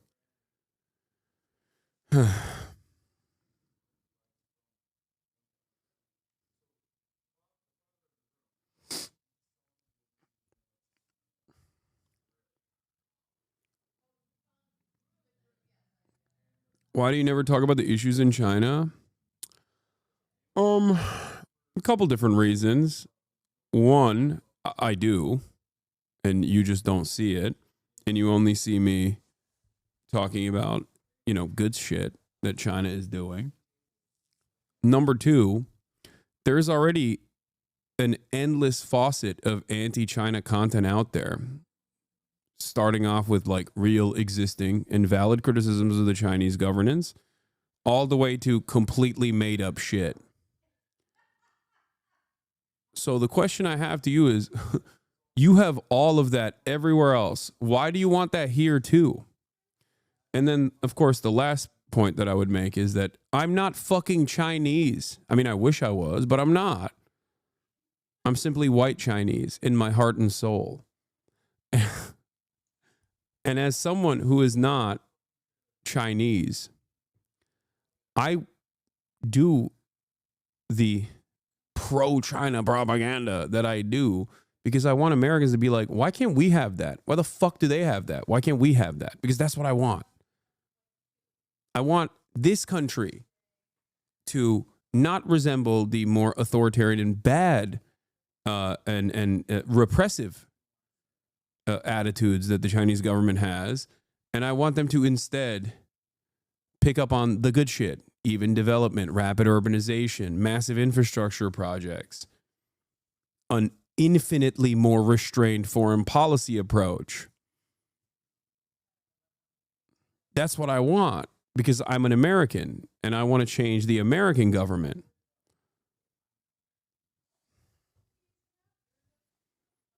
They expect you to talk about every new country's news when in reality you can't. Yeah. I want to hear you criticize China because you aren't coming from an ahistorical or Orientalist viewpoint and can be trusted to actually be fair to them. I have. Many times over. I just did just now when I said I don't want America to engage in social repression in the way that the Chinese government has historically. Like I in that moment, I even then brought that up.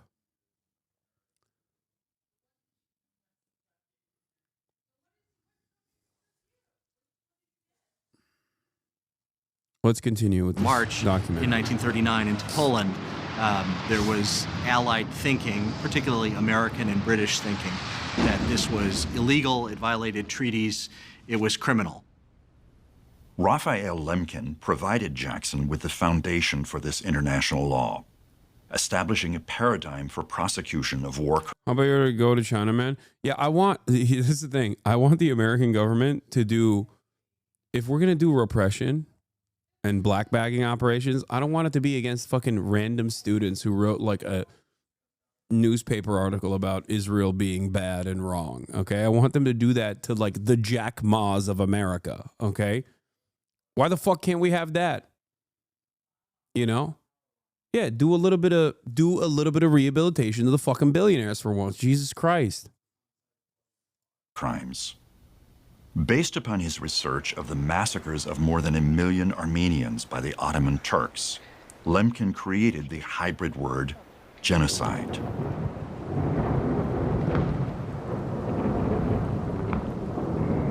The very term genocide had only been coined a year before the Nuremberg trial started. It was coined in 1944 by Raphael Lemkin, who was a Polish Jewish advisor to the U.S. War Department. That term genocide was already used as a descriptive term at Nuremberg, but it wasn't until the UN Convention of 1948 that genocide became recognized as its own independent crime in international law. In an incremental way, expanding from Germany into the East and occupied nations, Nazi perpetration is a visible thing. What it adds up to, and that it's a planned extermination venture, is something that is, very barely understood, not just during the war years, but even as they're embarking on. Why are these people such anti-German races? That's what I was thinking. In my mind, you know what's burned to the back of my mind? Chuck Schumer telling the New York Times on the Interview podcast how the UN is anti-Semitically considering what Israel is doing to be a genocide. That's what's burned into the back of my mind. So when I hear this, I'm thinking to myself, wow, these are a bunch of anti-German, anti-Volkish racists, I think. Wow. Wow, really erroneous claims here. Quite hyperbolic. Germany has real security concerns. Germany wanted to do living space for the real Germans. Like, I don't understand. And then they wanted to do security concerns. What? How anti-Aryan of them. On prosecution. They're really almost sort of discovering what we would call the Holocaust as they're prosecuting it and getting evidence and realizing the enormity of what they're dealing with. This would be a way of showing the superior political power, the superior moral power of a kind of a liberal democracy. For the record, I also did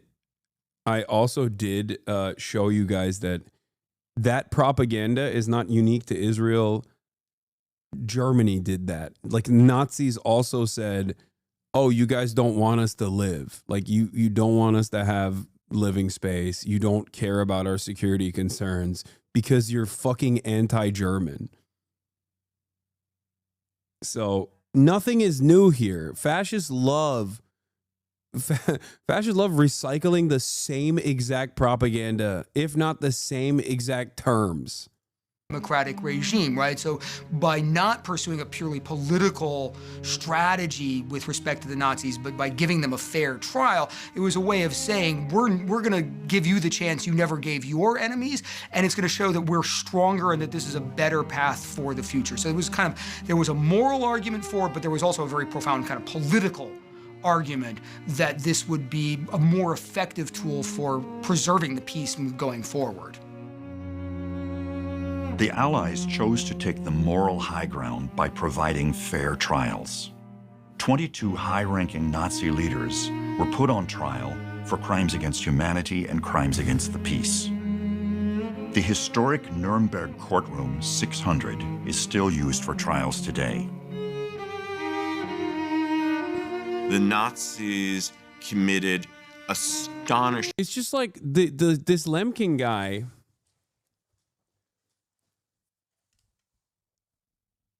He seems to know a thing or two about genocide. Is there like an institute or something that kind of preserves his legacy? Oh, there's a Lemkin Institute. I wonder what... Oh, there's a Lemkin Institute for Genocide Prevention. I wonder what they have to say about Israel. Statement on why we call the Israeli attack on Gaza genocide by the Lemkin Institute from December 29th, 2023. Wow, a bunch of fucking anti-Semites at the Lemkin Institute of Genocide Prevention. Damn, that's crazy. What? No way.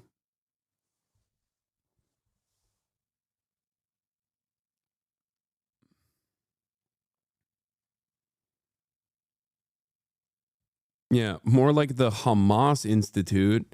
Freaking got them. European Jews also came to the test, or at the very least held grudges against Americans and their American Jewish counterparts because they felt that they didn't implore the American government to do more to save them, including the fact that America still had a quota immigration system. This morality argument is completely ahistorical. Yeah, I know. Yeah, I mean, we famously fucking turned over boats.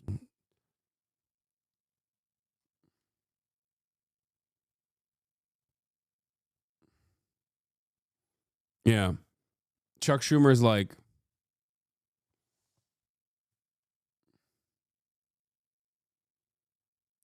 Chuck Schumer's like, they were doing this anti-Semitically. NYA canceled a speech by former president of Doctors Without Borders because she was going to discuss the genocide in Gaza. A slide about the death toll in Gaza could be perceived as anti-Semitic. A couple of slides in her presentation touched on the casualties in Gaza during the Israel-Hamas war, as well as the cuts at the USAID, United States Agency for International Development. Liu said she was told the slides about Gaza could be perceived as anti-Semitic, while the USAID section might be perceived as anti-governmental. Liu, who was already in New York when she got the call, offered to make edits to those slides, but then 3 hours later, after some deliberation, she said the university apologized and said she had to cancel. I was stunned.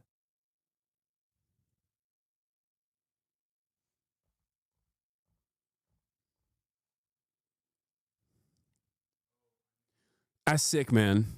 No, definitely. If they suppress the truth even further, like, everyone is going to totally be on board, I think. Eventually, guys. I mean, look, don't learn anything from history.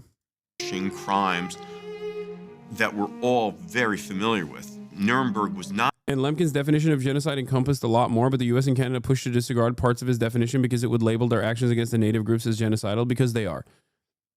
I also do believe that the Korean War would be branded a genocide as well. Like what the American government, what the Allied forces, the coalition forces did in Korea, absolutely would be branded as a genocide if it wasn't America doing it. Not in the first 100%. order a Holocaust trial. It really was, as I mentioned, it was a trial about the launching of aggressive war. Vietnam, but too, nonetheless, potentially. if you look back at Nuremberg, the prosecutors did a pretty impressive and a pretty responsible job of bringing the crimes that the Nazis had committed against the European Jews to the courtroom. The extensive trials concerning Nazi criminality have continued into the 21st century, with attempts to balance both justice and mercy. Then there are a series of allied trials. The most famous of these are the so-called successor trials, also held in Nuremberg before an American military tribunal. These prosecuted functional elites from throughout Nazi society. So there was a trial for doctors, there were a trial for judges, there was a trial of the high command of the army, right? So a series of kind of trials of different elements of the Nazi elite. But there were also Allied military trials, Soviet, British, French, and American, of war criminals lower ranking, right? So the Americans held a trial at the Dachau concentration camp, or a series of trials at the Dachau concentration camp in which hundreds of Nazis were prosecuted. The British had their own trial program, as did the French. The Russians prosecuted about 30,000 Germans for war crimes. Now, these were Russian trials. How fair they were, you know, is anybody's guess. But given the level of Nazi criminality,